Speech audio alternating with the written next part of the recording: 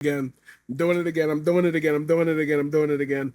So whenever I get a thought in my head, whenever it has to deal with anything towards my trauma or anything that I like deeply express gratitude towards growing up for, I immediately have to talk about it because I feel like every memory that I'm gonna have over the next couple of years is gonna be recorded on this website. And I feel like if I'm gonna share a journey where I claim to, I'm gonna get 1 million subscribers, you're gonna hit the sub and hit the comments and like reply to this or share the video or a clip of it or whatever. And my Twitch audience is like, what the fuck is going on? Gotta record the shit. I was just thinking, like in the back of my head, about we're watching a thread right now about old 2000s to 2010s like live award shows and the crazy shit that used to be on television. And I'm remembering like how somber it used to be in the summer when I knew I was going out of the house to go hang out with my friends or to go to my favorite summer program or whatever. Like I was denied so much for no reason, and that's just time I can't get back. And I'm able to reflect on that because I can see videos from that time. So that nostalgia factor that like plays into everyone's thinking is that lack of resources that makes you give a shit about what you're looking at. You should see some of the redditors I've encountered, the Reddit stories I've encountered. I used to love watching movies and stuff. Now I can only watch short form content. Can anybody help me get out of it? And I'm looking at it and I'm thinking to myself, it's just availability.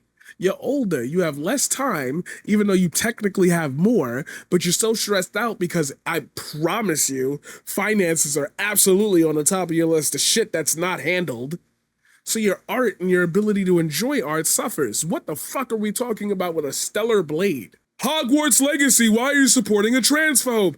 And it's like you both sides is that instead of just turning it into, okay, if everything doesn't make sense, anytime an issue comes up, let's manifest it into something positive.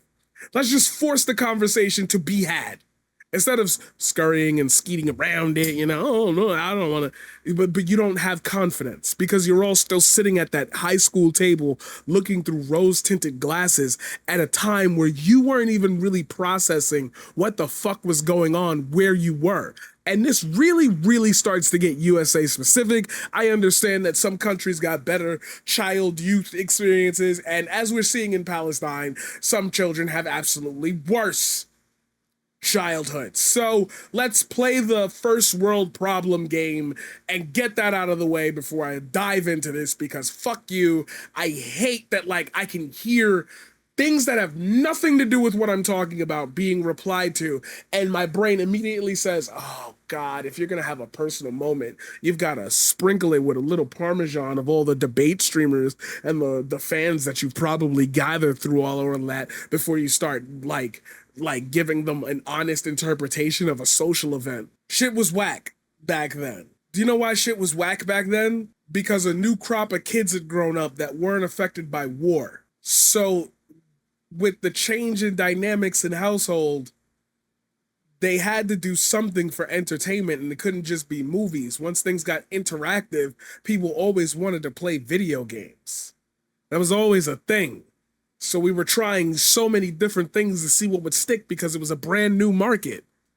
And over time, the market started to become less and less about the children and more about the adults that are already bought into the products that you've been selling for the last 10 years. So you're tunneling that into your head and you're saying, why does it feel like time is moving both slower and faster in an age where I'm literally in front of you right now? I want you to have a real moment with me. I am in front of you right now, expressing a thought in real time, and you are watching that thought exist in real time. How much newer could it possibly get than that? But waiting for Kingdom Hearts 3 was crazy.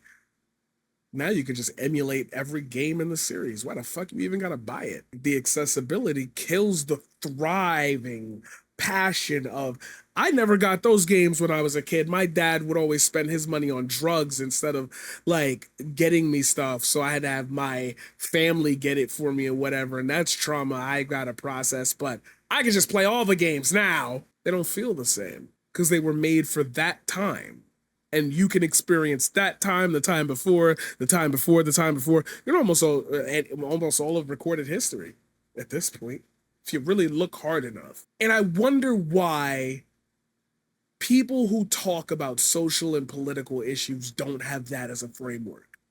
That's kind of the key of why I was like irritated and had to get the thought off. Because I remember how somber it felt in the summer when I was going to hang out with my friends and a tennis game was on television. The sound, the broadcast quality, the type of televisions we had, all of that's gone. Gone in my lifetime. It didn't last, and then 50 years later, we advance for the next thing. Everything's just here now. You're waiting for the next update. Are they gonna patch this? Come on, Core Gaming already told you. You used to have to send letters to Capcom. You used to have to pay for postage. I could tweet at Harada right now. What else is there to grasp for? This sounds doomorous. No, pay attention. The enlightening part is that those experiences, yeah, I know I do a great job at bringing it all back around. Trust me, when you get into this brain and you start to understand that I'm making a point and just developing it over time to address the original point, you'll start to fine tune how you actually watch and curate the content. You'll start going back into the older videos and you'll be like, yo, you've been doing this for a long time this exact same way. Why doesn't it feel the same as before? Because you just weren't there. That's it. That's it. The first day I ever streamed, I said to myself, the way I'm broadcasting, the amount of energy I have and the amount of time, I can see myself with 10K viewers. I can see myself doing this full time. It's working. That looked good. I like watching that back. I could watch 6 hours of that. Put that on as background. Because I know what it was like to be starved of a feeling for so long until you got it. Maybe that's the poverty talking, but shouldn't people be talking from a position of poverty? I woke up this morning. Shouldn't that be where it all comes from? Because having any type of affluence disconnects you. It puts you in a position of power where if you get lucked into it, you all of a sudden have responsibilities that you didn't even know you were supposed to have. How are you supposed to plan for the next generation when you're receiving things that you're not ready for now?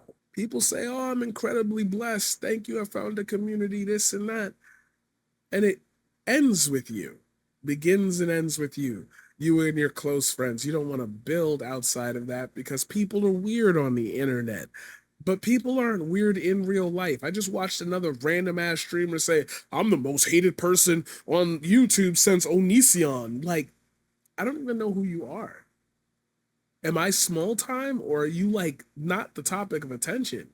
People don't say that shit for real. Nobody goes around saying, yo, like I don't meet up with my friend Whitney and say, hey, guess what? I've got 100,000 more subscribers because I told some girl that she could stick an elephant trunk up her cunt or whatever. Like, what do you mean? What do you mean? What do you mean by that? I'm still thinking about the tennis game. I'm still thinking about every experience I had where I knew I was dealing with somebody who also had less than the norm. I could feel the difference walking into somebody's house if their parents had a stable job and if they didn't. And I went to a lot of people's houses because a lot of people trusted me as a kid. Yeah, the Griffin kid, he good. The Green kid, he a good kid. Got aunts and uncles coming up to me, yo, make sure you keep a little eye out for my son, you know, keep him on the good path like you. Every relationship is in question. That means whatever I have right now is the strongest bond I'll ever have with a person because I lost everything. I've lost friends, I've lost family, sure to lose my dad soon. I lost my best friend, and I'm still smiling every day. I'm here live.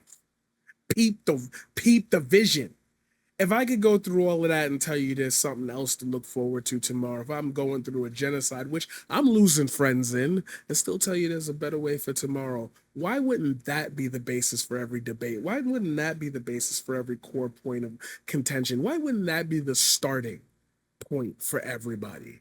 I don't give a fuck about a Vosh. Give a fuck. Like, y'all let white people skate on shit. Like nobody G-checks them because I don't want to get their audience. They're all fucking nerds. Anybody with a brain, anybody who lives in a world where they communicate with people normally, will tell you half the shit that happens here is not normal. So why are you basing an identity off of it? Because of that nostalgia factor. There's something missing. You operate that way to fill that gap. That's why you pick this as a career. That's why you like this. Because you can subject your audience to your point of view. I can only subject my audience to what I felt other people tell me. Every story, every conversation, every mention, every joke, every roast, every situation, no matter where I've been, from the lowest class of people, yes, the poorest class of people, to them high-end $1 million, $2 million contract people. Left, right, up, and center. Done shown you, done had them on stream. Got a composer right now playing at the my friend Saki. Go look him up. My friend Saki, great person. She right now is like, I believe, the creative director of music for Final Fantasy at Square Enix. Somebody I just ran into in college. Saki made it a point to say, anybody that's not progressing in their life, I'm not gonna talk to them no more. Cause like I moved to Japan, I'm doing all this, I'm traveling across the world or whatever. Got married, and I was like, yo, I'm so proud of you. Got all of this, I'm seeing all the journeys you've been on. Replies, oh yeah, I've been watching you too. I know you're going through a lot, but you also got a lot of good stuff right there. Just keep doing it. Just like do it and say what the conversation led into, like, do it or sell it, but I can't, I'm not gonna divulge any more details. Never once did I say, yo, hook me up with a job. You got mad money right now. Hook a brother up with 10K. I probably could hit up somebody like that. Why would I want to? Why would I want to? Every relationship matters, which is funny because one of the very first episodes I did was you can go look back at this. I said the most important thing in your life is your relationship with the earth. And I went into just this, how I idolize and fervently feel each moment that I am in when there's another person around. I can remember what it was like when I came home from the hospital, and for the first time in my life, because I got hit by a car, broke my leg. And for the first time in my life, I walked into a household that had two people in it, not one. And the whole house changed for me. With a woman in the house, things smelt different. There was always an extra body in the house. It never felt as eerie when my dad came home. When that ended, boom, all of a sudden the feelings came back. All of a sudden the antagonization came back. I'm not going to get answers for that. And you don't need answers to those questions either, because what would they do for you? What is your relationship with the earth? So take off the glasses. Nostalgia shit ain't going to cut it. How about you make now nostalgic?